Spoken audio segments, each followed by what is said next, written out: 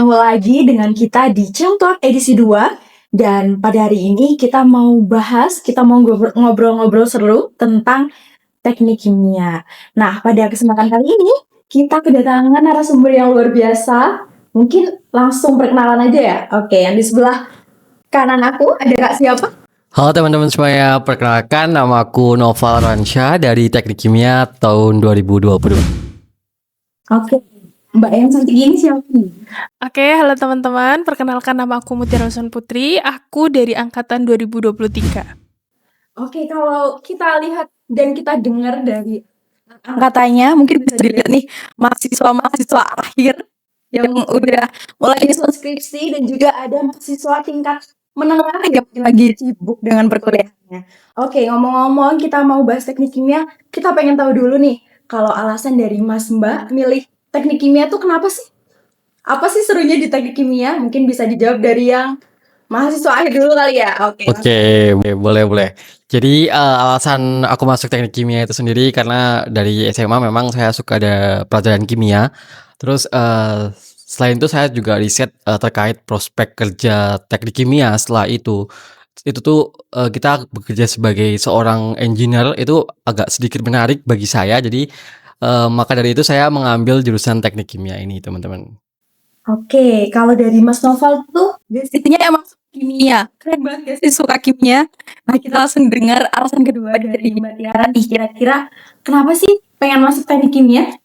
Oke, kalau dari aku sendiri itu emang aku tuh pengen cari prospek kerja yang bagus itu pertama. So, aku juga suka tentang lingkungan dan juga energi. Kayak gimana sih caranya biar energi itu nggak bisa merusak lingkungan atau sebaliknya kayak gitu. Nah, terus habis itu waktu cari-cari ternyata ada kakak tingkat itu yang jurusan Tekim juga. Nah, saya sempat tanya-tanya dan ternyata emang cocok kayak gitu. Terus habis itu pas menjalaninya juga ternyata dikirain banyak kimianya, ternyata banyak hitungannya dan aku lumayan suka matematika kayak gitu. Oke, jadi teman-teman kalau kalian suka matematika, kimia, dan suka lingkungan dan riset juga, nah jangan ragu untuk masuk jurusan teknik kimia dan tentunya di UAD ya teman-teman.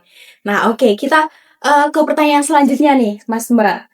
Nah kalau tadi kan ada mahasiswa akhir dan mahasiswa menengah. Nah mungkin dari yang menengah dulu nih. Dari semester yang udah dijalani sama Mbak Tiara nih, kira-kira matkul apa sih yang paling menantang di teknik kimia?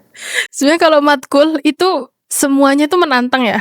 Terutama jadi kalau misalnya di Tekim itu hitung-hitungannya itu udah banyak. Terus ada juga yang kadang nggak ada angkanya.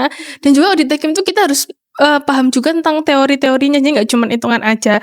Tapi kalau sejauh ini yang paling menantang tuh ada di semester ini ya, di kayak reaktor homogen atau di matkul termodinamika 2 gitu sih. Oke, kalau Mbak Dera ini kan masih 5 semester nih menjalankan perkuliahan di teknik kimia.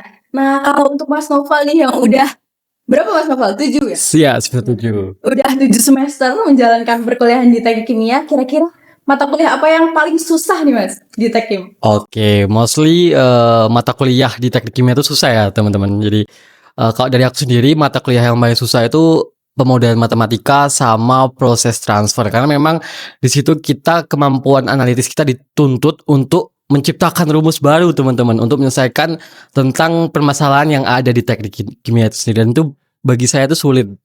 Itu sih, Mbak. Oke, mungkin teman-teman banyak yang relate gak sih mata kuliah yang susah di teknik kimia, atau mungkin menurut teman-teman matkul di Tekim itu susah semua? Nanti bisa komentar ya teman-teman. Oke, kita next nih. Kalau boleh tahu nih, Kak Noval sama Kak Tiara ini ikut organisasi gak sih? Kalau dari aku tuh saya ikut organisasi, itu organisasi di tingkat universitas BEMU. Saya 2 tahun 2 periode. Selain itu saya sekarang masih aktif dalam komunitas, Mbak, tepatnya itu di Chemical Engineering Car. Jadi sebuah komunitas yang ada di Teknik Kimia itu sendiri. Keren banget. Kalau Mbak Tiara nih? Kalau aku sekarang sama organisasi juga. Pertama ada himpunan mahasiswa Tekim, sama juga kayak masnya itu di komunitas Chemical Engineering Car. Oke. Kalau boleh tahu nih, berorganisasi dan juga fokus akademik itu kan susah nih. Nah, gimana sih cara Mas dan Mbak dalam memanage waktunya nih agar akademiknya tetap stabil dan organisasinya juga tetap jalan? Mungkin dari siapa dulu nih yang mau jawab? Dari awal dulu. Dari aku dulu ya teman-teman. Jadi karena memang manajemen time itu susah sih. Bahkan dari aku sendiri itu sebenarnya masih chaos dulu di semester-semester awal. Karena memang banyak banget kegiatan aktivitas kayak ya selain organisasi bahkan kuliah itu sendiri sudah menguras waktu kan. Jadi mungkin dari saya tuh sebenarnya kurang sih teman-teman untuk manajemen time-nya. Tapi secara individu saya mencoba untuk belajar terkait bagaimana sih kita mengelola waktu itu dengan baik. Kalau dari aku sendiri itu biasanya aku itu Mbak memprioritaskan tentang kegiatan yang akan saya lakukan seperti itu. Jadi misalkan saya mengurutkan kalau misalkan ini urgent itu saya taruh paling atas. Setelah itu nanti menyusul di kegiatan dengan tingkat keurgenannya semakin ke bawah gitu. Oke, kalau dari Mbak Tiara nih. Mungkin kalau aku mirip-mirip ya sama Mas Noval. Pertama tuh prioritasin yang paling penting, tapi tetap kalau misalnya masih ada kayak tugas atau akademik itu pasti aku duluin pertama kali. Nah, sisanya ya yang mepet-mepet deadline. Tapi emang ini sih karena kita tuh banyak kegiatan jadi emang harus mengurangi sedikit waktu tidur gitu mungkin ya. Nah, teman-teman kita nih, salah satu kalau kita masuk ke teknik kimia harus siap untuk mengurangi jatah tidur. Tapi ya namanya juga perjuangan kita dalam belajar ya Kak. Jadi kita harus sedikit mengorbankan kalau kita mau jadi orang yang lebih sukses. Oke. Ngomong-ngomong nih, Mbak Tiara ini kan udah semester 5, terus Mas Noval ini semester 7. Kalau kira-kira nih perspektif dari Mbak Tiara sama Mas Noval, kesalahan apa sih yang sering dilakukan oleh mahasiswa teknik kimia di awal-awal perkuliahan? Mungkin bisa dijelaskan dan mungkin teman-teman teknik kimia yang mau masuk ke teknik kimia biar nggak mengulangi kesalahan itu nih. Kira-kira apa? Oke, mungkin dari aku ya. Jadi kesalahan yang ini sebenarnya aku alamin sendiri teman-teman kesalahannya di semester-semester awal saya menjadi mahasiswa teknik kimia. Waktu itu memang saya tahu mata kuliah di teknik kimia itu susah. Tapi saya tuh lebih sering meremehkan. Jadi kayak misalkan waktu mau ujian kan di teknik kimia itu sendiri kan banyak kan mbak ujiannya. Kayak ada UK, UTS, UAS dan sebagainya itu. Jadi saya tuh biasanya belajar itu SKS. Sistem kebut semalam dan itu sebenarnya tidak relate untuk kita sebagai mahasiswa teknik kimia karena memang mostly di teknik kimia itu sendiri perlu review dari misalkan abis kita kelas itu perlu di review dan perlu latihan terus menerus agar kita bisa mengerjakan soal itu sendiri. Itu sih dari aku. Oke, jadi teman-teman jangan SKS ya kalau kita mau sukses perkuliahannya di teknik kimia. Oke, kalau perspektif Mbak Tiara nih. Kalau aku mungkin sama ya. Sama kayak Mas Noval, SKS sama pertama tuh kita tuh kurang literasi. Jadi di semester 5 ini kayak ini tuh sebenarnya apa sih gitu. Kita cuma ngitung-ngitung aja cuman nggak tahu kayak buat apa gitu. Kita kurang literasi ke bagian tekimnya sama mungkin ngelihat kayak YouTube atau konten-konten berbau tekim itu masih kurang sih pengetahuannya kayak gitu. Teman-teman bisa diimplementasi nih di kehidupan perkuliahan di teknik kimia tentunya. Jangan SKS, terus apalagi Kak, utamakan literasi. Dan kita harus memperbanyak sumber pembelajaran kita, bisa dari YouTube ataupun dari platform lainnya. Oke, selanjutnya nih Kak, kalau ngomong-ngomong di teknik kimia tuh nggak melulu tentang akademik. Nah, kita juga butuh skill. Nah, skillnya apa sih yang penting banget di teknik kimia? Mungkin dari aku ya. Jadi mungkin karena memang teknik kimia itu sendiri kan namanya chemical engineering. Ya output kita adalah sebagai kita seorang engineer yang expert di bidang chemical ataupun proses ya teman-teman. Jadi mungkin dari aku sendiri untuk sebagai mahasiswa teknik kimia kita harus aware terhadap digitalisasi terkait tentang penggunaan software dalam menyelesaikan kasus-kasus yang ada di teknik kimia sendiri. Karena memang setelah pengalaman saya KP Mbak, jadi waktu itu kan dari teknik kimia sendiri sebelumnya kita belum pernah yang namanya tentang ya mungkin familiar terkait Aspen HISIS. Tapi ketika KP itu pengalaman Aspen HISIS itu penting karena di situ kita dituntut untuk harus bisa tentang software teknik kimia dan kita diberikan suatu masalah di bidang teknik kimia dan kita selesaiin dalam simulasi proses Aspen HISIS tersebut. Jadi mungkin menurut saya yang penting dalam sebagai mahasiswa teknik kimia itu harus bisa software sih, itu sih. Ya, software teknik kimia. Kalau dari Mbak Tiara nih? Kalau aku sama kayak Mas Noval juga, tapi mungkin di bagian soft skill diri aja ya. Pertama itu kita harus punya kemampuan analitis. Wis. Terus habis itu kayaknya soalnya tuh kayak banyak analisis ini itu kayak gitu. Terus mungkin basic-basic software kayak yang Microsoft Excel kayak gitu-gitu itu wajib sih. Paling itu aja sih. Oke. Jadi teman-teman kalau yang masih semester 1, 2, 3, 4, 5 sebelum menjalankan KP mungkin bisa disiapkan Aspen HiSIS ya Kak tadi ya. Betul. Dipelajarin lagi kalau dari Mbak Tiara tadi kita harus memperkuat di Microsoft Excel-nya, terus juga kemampuan analitisnya juga. Terus apa lagi ya Kak kira-kira kalau kita di teknik kimia nih? Oh, ini sering banget ditanyakan sih dari banyak mahasiswa. Kalau perbedaan dari teknik kimia sama kimia murni, kan sama-sama kimia nih. Nah, bedanya apa itu? Mungkin bisa dijelasin nih dari Mbak Tiara dulu mungkin?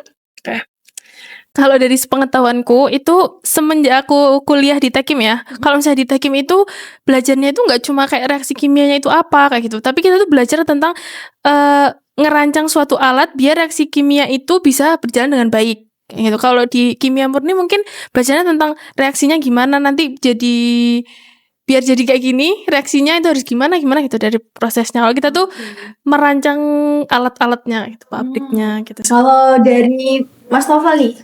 Oke, dari aku karena waktu itu saya pengalaman waktu SMA ya teman-teman, saya pernah ikut KSN Kimia, jadi secara langsung saya mengkulik semua materi kimia itu sendiri.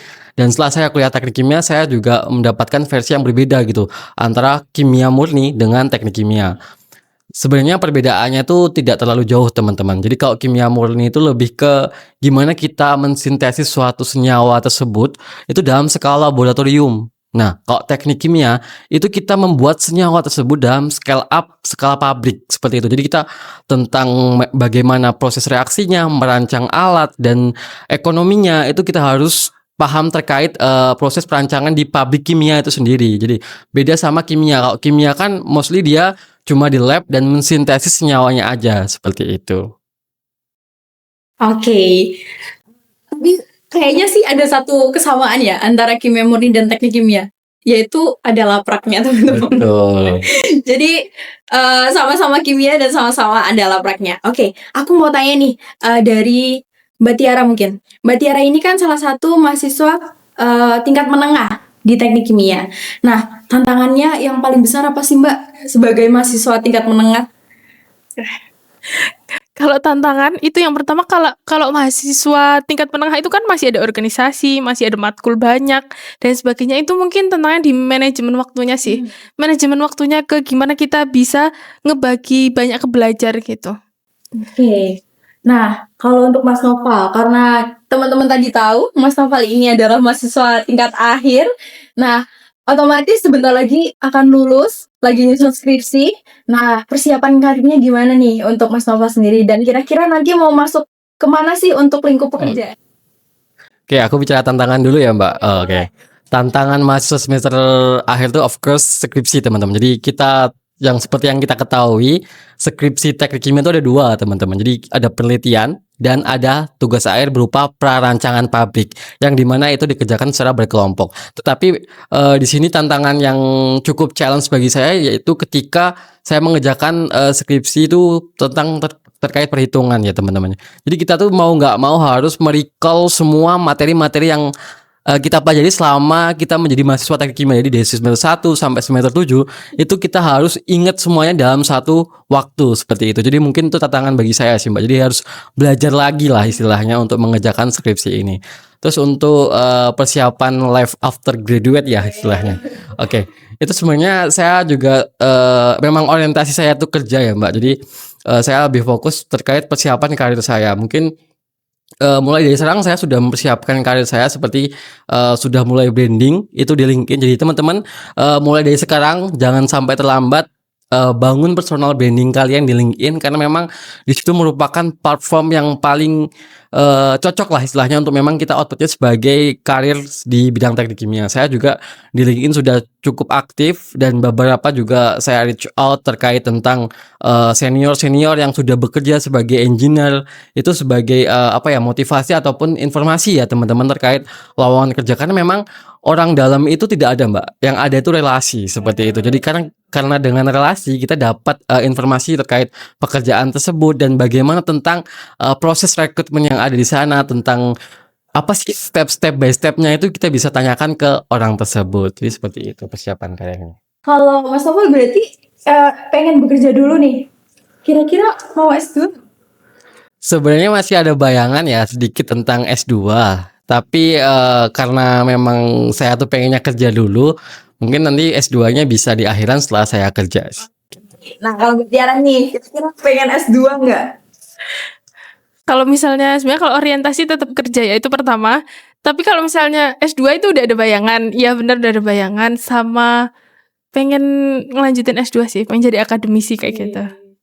Oke, keren banget. Jadi kalau dua-duanya pengen sama-sama bekerja dulu dan nanti orientasinya ke bekerja habis itu S2. Nah, teman-teman sekedar informasi di UAD sendiri juga ada S2 Teknik Kimia. Nah, mungkin Mas Nova sama Mbak Tiara kalau mau S2 ke UAD lagi ataupun teman-teman yang minat S2 bisa ke UAD lagi juga.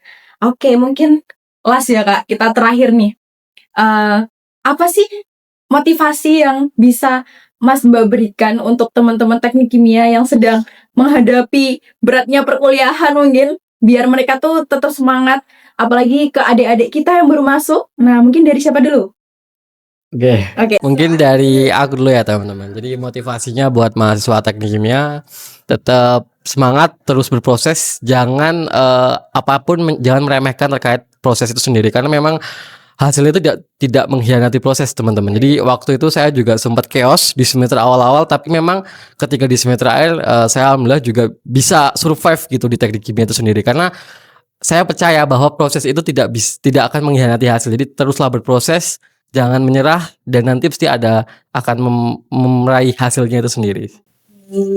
Next nih, Mbak Tiara nih.